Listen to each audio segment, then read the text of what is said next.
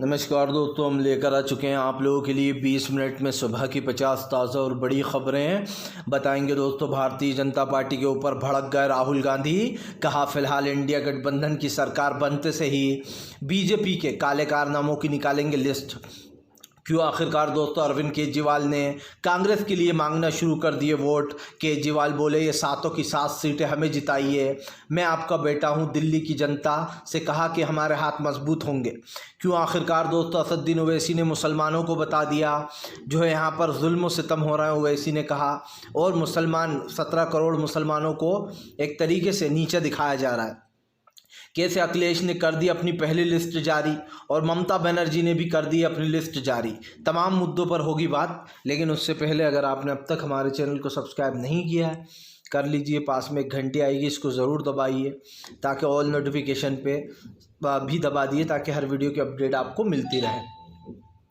दरअसल दोस्तों आपको बता दें चले, बढ़ गई बीजेपी की मुश्किलें। राहुल गांधी बोले इंडिया गठबंधन की आएगी सरकार। सरकार बनते से ही दोस्तों जितने भी बड़े घोटाले बीजेपी ने किए उन सब की लिस्ट निकाली जाएगी।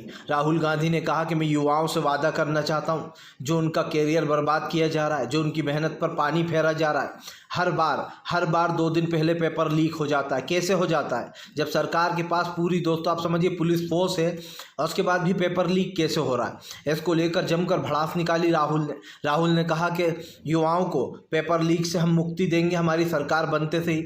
युवाओं को हर साल जो हर युवा को ग्रेजुएट युवा को 1 लाख रुपए दिए जाएंगे और ये कंपलसरी है, मिलेगा ही मिलेगा। राहुल ने कहा तीसरा हमारा सबसे बड़ा वादा कि आज जो ओबीसी दलित पिछड़े आदिवासी हैं उनको सबसे ज़्यादा भर्तियां होंगी नौकरी में। उन्होंने कहा कि 30 लाख जो पद खाली पड़े हम उनको पहले ही कैबिनेट में फुल करेंगे। यही नहीं, राहुल गांधी ने कहा कि आज जो महंगाई सबसे ज़्यादा बढ़ गई है उसको सबसे पहले कम करेंगे। जाहिर सी बात है दोस्तों आज घरेलू चीज़ों को लेकर लोग परेशान हैं। आपको बता दें चले दोस्तों, चुनाव नज़दीक आते से ही अखिलेश यादव ने कर दी अपनी लिस्ट जारी। उधर जो है यहाँ पर अखिलेश ने कर दिया बड़ा ऐलान। आपको बताते चले अखिलेश यादव ने अपनी फाइनली पहली लिस्ट जारी कर दी। हालांकि आपको बताते चले उस दौरान शफीकुल रहमान भी इस लिस्ट में शामिल थे, लेकिन अब अखिलेश ने इस लिस्ट में बदलाव कर दिए क्योंकि शफीकुल रहमान बर्क साहब का इंतकाल हो गया है। इंतकाल के बाद अब जो है अखिलेश यादव ने उस सीट से एक ऐसे दिग्गज नेता को उतारेंगे जहां पर आपको बताते चले क्योंकि उस सीट पर जो है हमेशा शफीकुल रहमान साहब हमेशा जीतते थे। ऐसे में अब अखिलेश यादव ने अपनी लिस्ट में नाम चेंज कर दिए।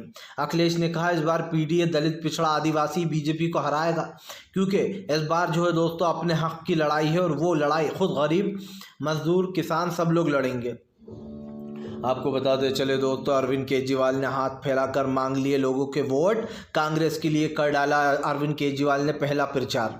दरअसल दोस्तों अरविंद केजरीवाल और कांग्रेस के बीच में दिल्ली में डील हो चुकी है, सीट बंटवारा भी हो चुका है। 4 पे आम आदमी पार्टी लड़ेगी, 3 पे कांग्रेस लड़ेगी।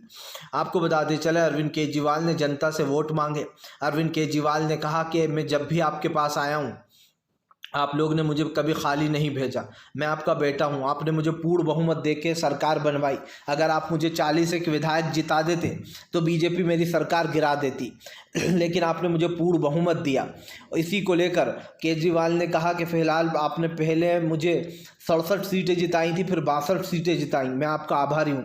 केजरीवाल ने कहा कि ये मेरे 7 MP और जिता दीजिए, ये मेरे हाथ बन जाएंगे। जब LG मेरा काम रोकेगा तो वो नहीं रोक पाएगा, जब मेरे पास मेरे 7 सांसद होंगे दिल्ली के। बीजेपी मेरा काम रोकना चाहेगी, नहीं रोक पाएगी।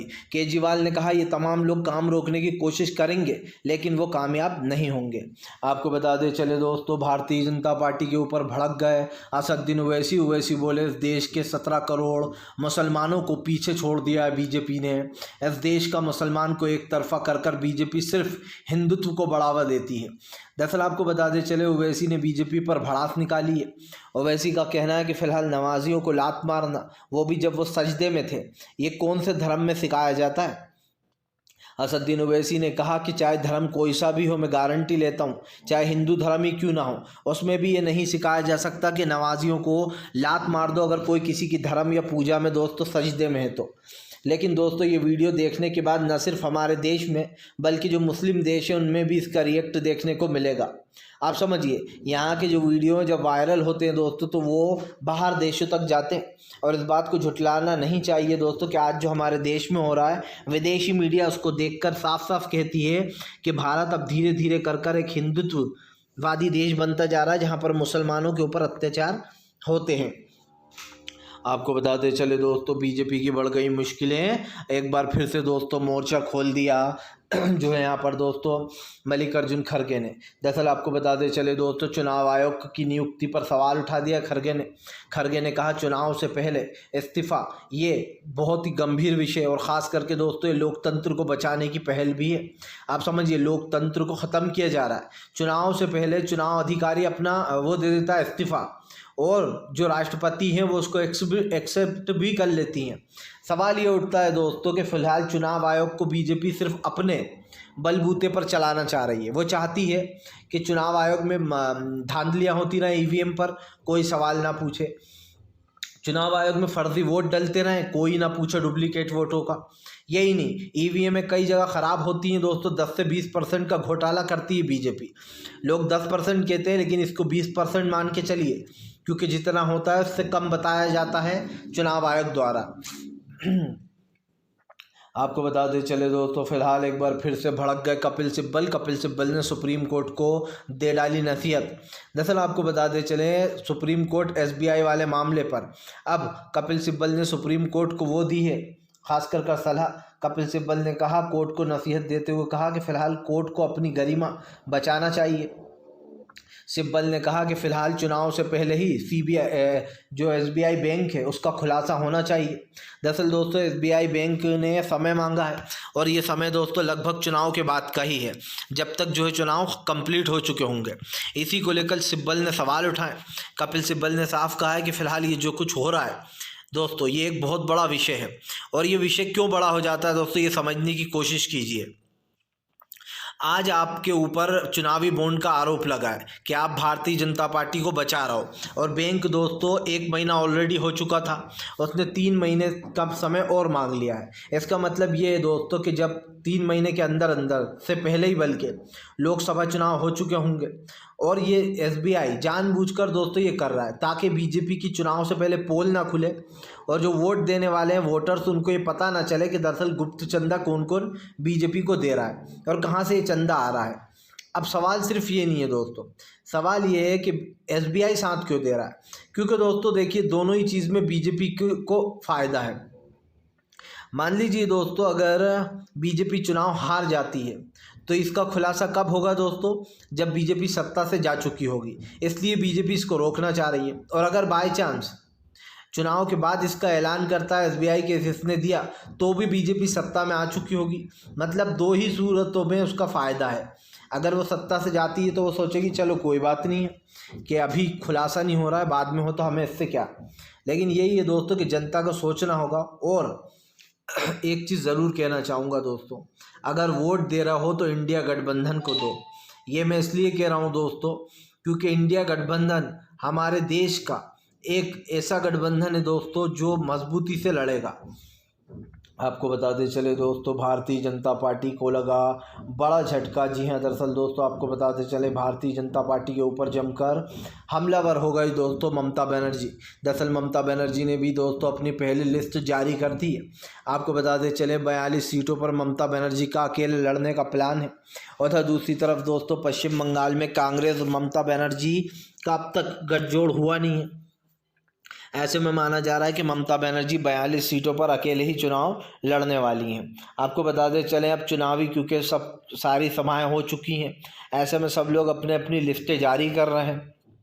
लेकिन ममता बनर्जी की इस लिस्ट के ऊपर कई सवाल भी खड़े हो गए हैं। आपको बताते चले दोस्तों, फिलहाल ममता बनर्जी ने बीजेपी को घेर लिया है। उनका कहना है पश्चिम बंगाल की 42 सीटें हम जीतेंगे और ये सारी की सारी सीटें जनता हमें जिताएगी।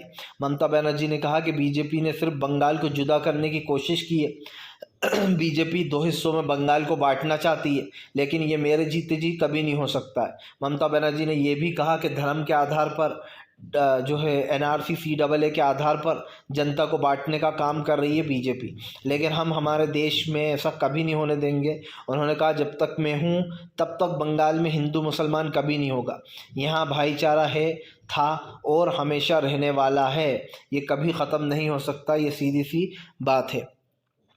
आपको बताते चले दोस्तों, मध्य प्रदेश में कांग्रेस ने उतार दी दिग्गजों की फौज।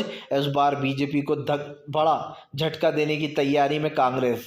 दरअसल आपको बताते चले, पिछली बार की हार से सबक ले लिया है कांग्रेस ने। जो मध्य प्रदेश में शिवराज सिंह चौहान की बम्पर जीत हुई, उससे एक बहुत बड़ी नसीहत मिली है दोस्तों कांग्रेस को लोकसभा के लिए। आपको बताते चले, अब सीधा दिखाई दे रहा है कि फ़िलहाल कांग्रेस जो है वो आने वाले समय में दोस्तों लोकसभा में न सिर्फ एक अलग अंदाज में दिखाई देगी, बल्कि दोस्तों मुझे ऐसा लगता है कि कांग्रेस की ज़बरदस्त जीत भी हमें नज़र आने वाली है। आपको बताते चलें, यहाँ पर कांग्रेस ने अपने कई दिग्गज नेताओं के नाम लिस्ट में जारी किए हैं, लेकिन दोस्तों आपको बताता चलूँ, इसमें जो है यहाँ पर उन लोगों को टिकट दिया गया है जो ऑलरेडी काफ़ी पॉपुलर हैं या फिर जीतते हैं। आपको बता दें, कांग्रेस ने ऐसी एक लिस्ट अभी 39 नामों की जारी की थी, उस लिस्ट में भी दिग्गज नेताओं को ही टिकट दिए गए हैं। सबसे बड़ी बात ये दोस्तों, इन दिग्गजों को टिकट देने का मतलब सिर्फ एक ही है कि यहाँ पर कांग्रेस बहुत ज़्यादा मजबूत होती हुई नज़र आ रही है, और जाहिर सी बात है ऐसे लोगों को टिकट देना चाहिए दोस्तों जो लोग कहीं ना कहीं लोकसभा में जीत के आए। और ये जीत हमें इसलिए भी दिखाई दे रही है क्योंकि इस वक्त दोस्तों कांग्रेस के पास सीधा जो है चांस है इस चुनाव को अपने कंट्रोल में लेने का। तो लोकसभा में अगर इंडिया गठबंधन की सरकार आई तो बीजेपी का तो दोस्तों टाटा बाय बाय तय है। आपको बताते चले दोस्तों, फिलहाल भारतीय जनता पार्टी को लगा बड़ा झटका, कांग्रेस में शामिल हुए बीजेपी के हरियाणा के दिग्गज नेता। जी हाँ, दरअसल दोस्तों आपको बताते चले, हरियाणा में कांग्रेस ने बीजेपी को बड़ा झटका दिया। बुरजेंद्र सिंह जो है दोस्तों, उन्होंने इस्तीफ़ा दे दिया और कांग्रेस में शामिल होने की अटकलें लग रही हैं।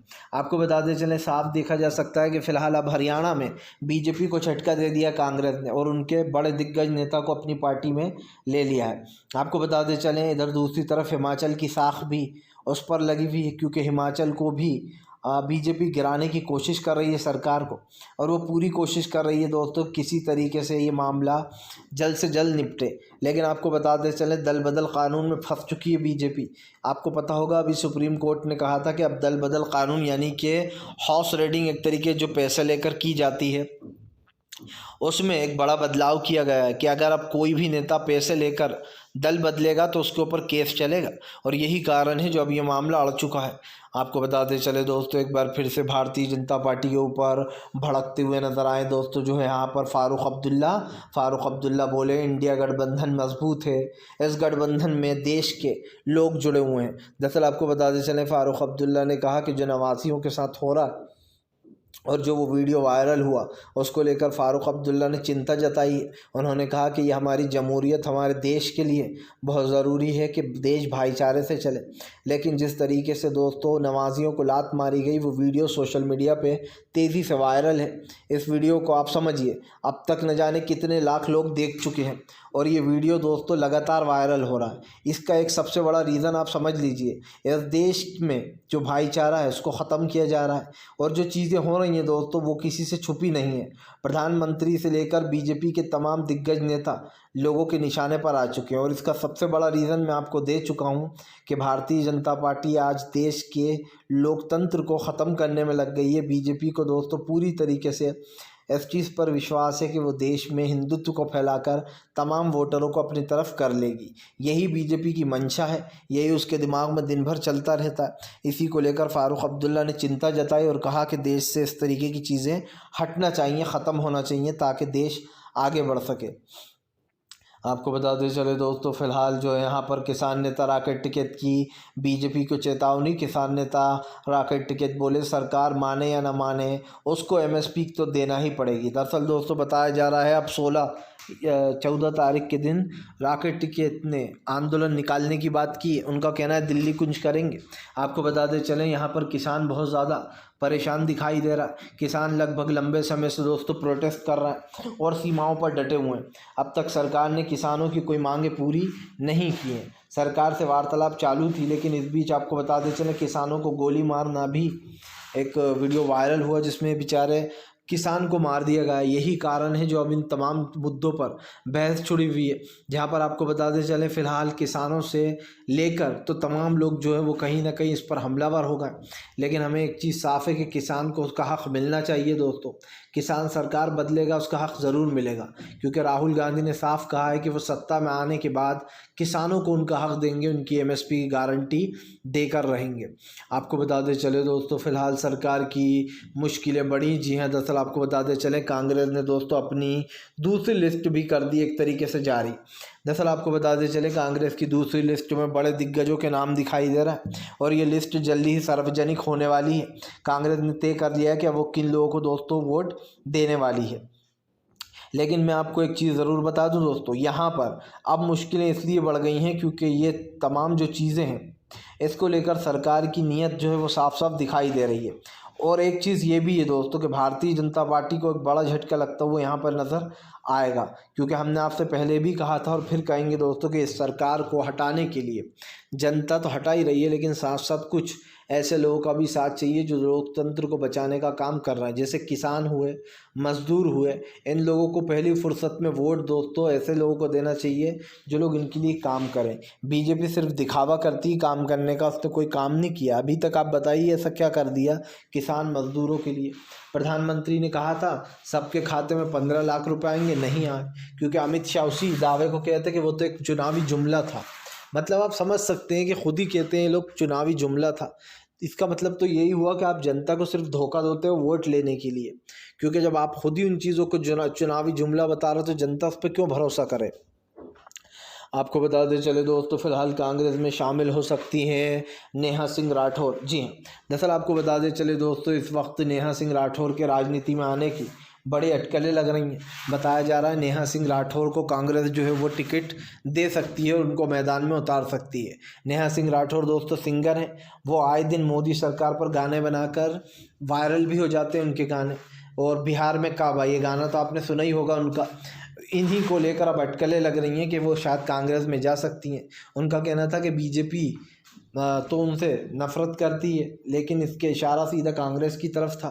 तो अब देखना ये होगा कि क्या नेहा सिंह राठौर सच में कांग्रेस उनको चुनाव में उतारने वाली है। क्या नेहा सिंह राठौर अब जो कांग्रेस की तरफ से चुनाव लड़ेंगी, क्योंकि आने वाले समय में ये अटकलें काफ़ी तेज़ हो गई हैं और ये दिखाई भी दे रही हैं कि फ़िलहाल अब इस पर क्या चर्चा होने जा रही है।